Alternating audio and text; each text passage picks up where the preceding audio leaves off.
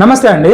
ఈ మధ్య మా స్కూల్లో కానీ బయట పేరెంట్స్ కానీ మాట్లాడినప్పుడు తరచుగా నాకు వినిపించే ఒక మాట మీతో షేర్ చేసుకోవాలనుకున్నా. ఆందోళనతో వాళ్ళు అడిగే మాట ఏంటంటే, నా బిడ్డకు మార్కులు రాకపోతే భవిష్యత్ ఏంటి సార్ అని.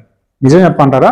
ఒక కరెస్పాండెంట్గా, ఒక ఇన్ఫ్లుయెన్సర్గా నేను గమనించింది ఏంటంటే, మన పిల్లలు సోమరిపోతులు కాదు. వాళ్ళు కేవలం మన పాతకాలపు ర్యాంక్ మిషన్ల చక్రంలో ఇమ్మలేక ఊపిరి సల్పక అలసిపోతున్నారు.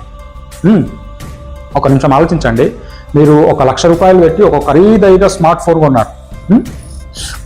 దానికి అదిరిపోయే ఒక colourful case, screen guard, lamination ఇలా అంతా చేశారు. చూడడానికి చాలా గ్రాండ్గా ఉంది. కానీ లోపల దాని ప్రాసెసర్ స్లోగా ఉంటే ఒక్క యాప్ కూడా సరిగా పనిచేయదు కదా. మన పిల్లల విషయంలో కూడా మార్కులు అనేది పైన కనిపించే కలర్ఫుల్ కేస్ లాంటిదే, కానీ వారి మైండ్ సెట్ అనేది లోపల ఉండే ఒక ప్రాసెసర్. మనం పైన మెరుగులు దిద్దడానికి పడుతున్న తపనలో లోపల ప్రాసెసర్ అప్గ్రేడ్ చేయడం మర్చిపోతున్నాం. అందుకే చిన్న కష్టం రాగానే మన టాపర్లు కూడా కుంగిపోతున్నారు. అవునా కదా? మనం ఆల్ఫా బీటా తరాల పిల్లలతో ఉన్నాం. వాళ్ళ జెన్జెట్ కిడ్స్ బట్టి పట్టు మార్కులు కొట్టు అనే పాత సూత్రాలు వాళ్ళకు అస్సలు పనిచేయవు. అందుకే నేను నా స్కూల్లో అనుసరించే విధానం ఏంటంటే, ముందుగా ఈ మార్కులు అనే ప్రపంచంని పాత ఆలోచనని బద్దలు కొట్టాలి. మార్కుల కంటే ముఖ్యమైన ఆత్మవిశ్వాసాన్ని, ఓటమిని తట్టుకునే ధైర్యాన్ని వాళ్ళు నిర్మించాలి అని అనుకుంటాం.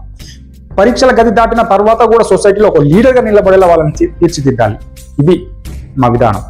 వేర్లు బలంగా ఉంటేనే కాయలు కాస్తాయి. ఒక మొక్కకు పైన కాయలు అంటే మార్కులు కనబడాలంటే భూమి లోపల వేర్లు అంటే మనస్తత్వం చాలా బలంగా ఉండాలి. వేర్లు కుళ్ళిపోతుంటే పైన ఎన్ని ఎరువులు వేసినా లాభం ఉండదు. నేడు మన పిల్లలకు గెలవడం మాత్రమే నేర్పిస్తున్నాం, కానీ జీవితంలో పోరాడటం ఎలాగో నేర్పడం లేదు. అందుకే టాపర్స్ సైతం చిన్న ఫెయిల్యూర్ ఎదురైతే తట్టుకోలేకపోతున్నారు. మిమ్మల్ని సూటిగా ఒక ప్రశ్న అడగదలుచుకున్నా, మనం మన బిడ్డని ఒక ర్యాంక్ మిషన్ గా పెంచుతున్నామా, లేక తనపై తనకు నమ్మకం కోల్పోయిన ఒక పోరాట యోధుడిలా పెంచాలనుకుంటున్నామా?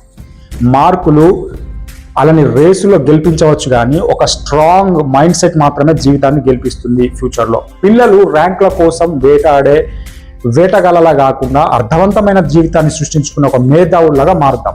ఏమంటారు? ఆలోచించండి.